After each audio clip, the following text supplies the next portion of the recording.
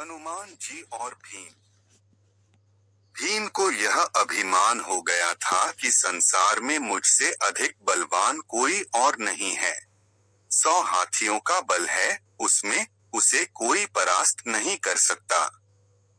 और भगवान अपने सेवक में किसी भी प्रकार का अभिमान रहने नहीं देते। इसलिए श्री कृष्ण ने भीम के कल्याण के लिए एक लीला रच दी। द्रौपदी ने भीम से कहा, आप श्रेष्ठ गदाधारी हैं, बलवान हैं। आप गंधमादन पर्वत से दिव्य वृक्ष के दिव्य पुष्प लाकर दें। मैंने अपनी वेणी में सजाने हैं। आप समर्थ हैं, ला सकते हैं, लाकर देंगे न दिव्य कमल पुष्प। भीम द्रौपदी के आग्रह को टाल नहीं सके, गदा उठाई और गंधमादन पर्वत की ओर चल पड़े मदमस्त हाथी की तरह, किसी तनाव से मुक्त, निडर।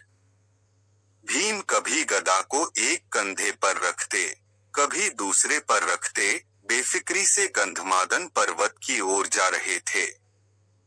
सोच रहे थे, अब पहुंचा कि तब पहुंचा, दिव्य पुष्प लाकर द्रौपदी को दूंगा, वह प्रसन्न हो जाएगी। लेकिन अचानक उनके बढ़ते कदम रुक गए। देखा, एक वृद्ध लाचार और कमजोर वानर मार्ग के एक बड़े पत्थर पर बैठा है। उसने अपनी पूंछ आगे के उस पत्थर तक बिछा रखी है, जिससे रास्ता रुक गया है। पूंछ हटाए बिना आगे नहीं बढ़ा जा सकता। अर्थात उस वानर से अपनी पूंछ से मार्ग रोक रखा था, और कोई भी बलवान व्यक्ति किसी को उलांघकर मार्ग नहीं बनाता, बल्कि मार्ग की बाधा को हटाकर आगे बढ़ता है। बलवान व्यक्ति बाधा सहन नहीं कर सकता। या तो वह बाधा स्वयं हटाता है, या उस बाधा को ही मिटा देता है। इसलिए भीम भी रुक गए। जब मद, अहंकार और शक्ति बढ़ जाती है, तो आदमी अपने आप को आकाश को छूता हुआ समझता है।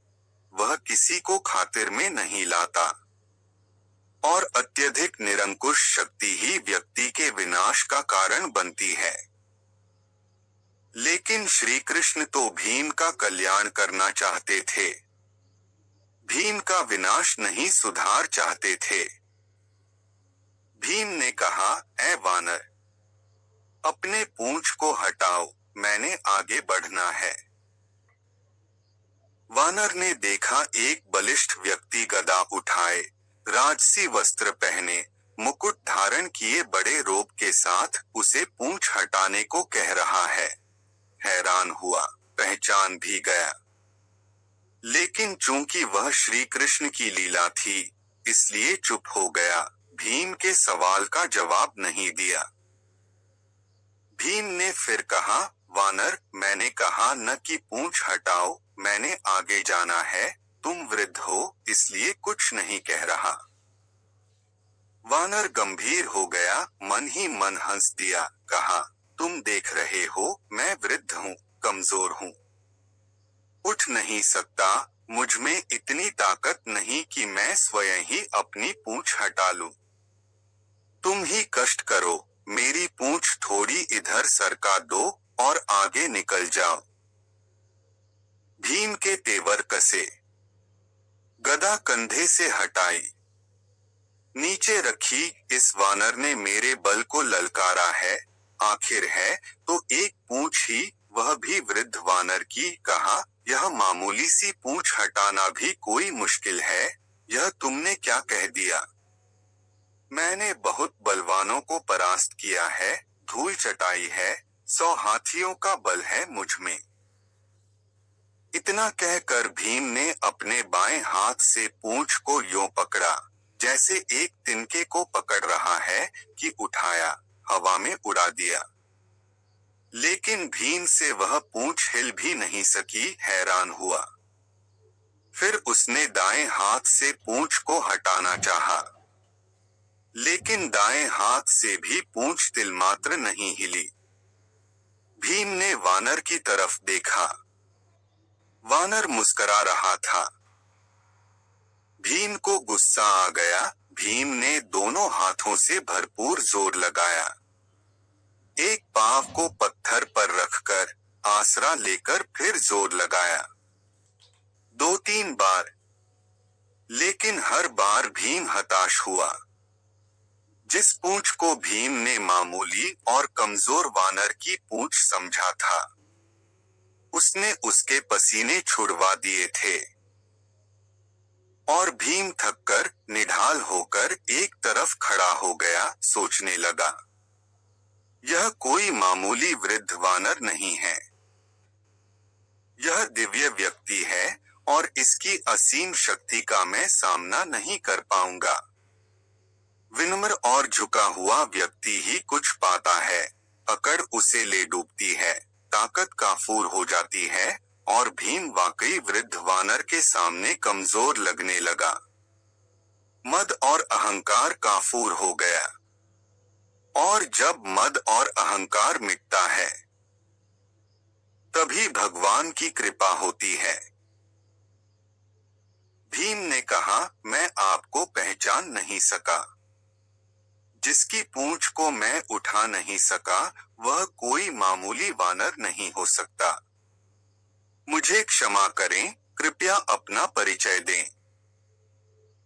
वानर उठ खड़ा हुआ, आगे बढ़ा और भीम को गले लगा लिया। कहा, भीम, मैं तुम्हें पहचान गया था। तुम वायुपुत्र हो। मैं पवन पुत्र हनुमान हूँ, श्री राम का सेवक। श्री राम का सेवक होने के सिवा मेरी कोई पहचान नहीं, और उन्हीं के आदेश पर मैं इस मार्ग पर लेटा हूँ, ताकि तुम्हें तुम्हारी असलियत बता दूं। रिश्ते से मैं तुम्हारा बड़ा भाई हूँ, और इसीलिए बड़े भाई का कर्तव्य निभाते हुए प्रभु के आशीर्वाद से तुम्हें याद दिला रहा हूँ।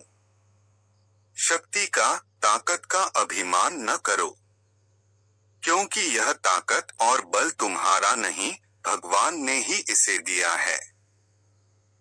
यह शरीर भी तो परमात्मा ने दिया है, और जो चीज परमात्मा की है, वह किसी और की कैसे हो सकती है। इसलिए जो जिसने दिया है, उसके लिए उसी का धन्यवाद करना चाहिए।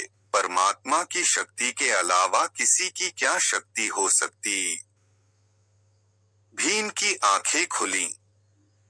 त्रेता युग की श्री राम और हनुमान जी की वीर गाथाएं याद आ गईं। प्रेम से, श्रद्धा से भीम की आंखें भी खुल गईं, और भावों के इसी प्रवाह में भीम ने हनुमान जी को समुद्र लांघने के समय पर धारण किए गए विशाल रूप का दर्शन कराने का अनुरोध कर दिया। और हनुमान जी ने श्री राम की कृपा से अपना आकार वैसा ही बढ़ाया जैसा उन्होंने 100 योजन समुद्र लांघने के समय धारण किया था। यह देख भीम हैरान रह गया।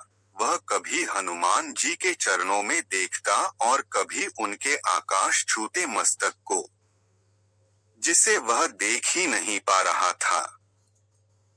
हनुमान जी ने कहा, भीम, मेरे इस रूप को तुम देख नहीं पा रहे, लेकिन मैं श्री राम की कृपा से इससे भी बड़ा रूप धारण कर सकता हूँ। भीम ने हाथ जोड़कर सिर झटक दिया और हनुमान जी के चरणों में गिर पड़ा। भौतिक पद, प्रतिष्ठा और धन का अभिमान कैसा? ये तो कभी भी नष्ट हो सकते हैं। भौतिक पदार्थ भौतिक सुख ही देते हैं, लेकिन परमात्मा की कृपा तो शाश्वत होती है, जिसे कोई छीन नहीं सकता, चोर चुरा नहीं सकता। आदमी को उसी दायरे में रहना चाहिए जिसमें परमात्मा रखे। परमात्मा की इच्छा के बिना तो पत्ता भी नहीं हिल सकता। इंसान की जिंदगी का क्या भरोसा, किसी भी मोड़ पर 4 कदम की दूरी पर खत्म हो सकती है।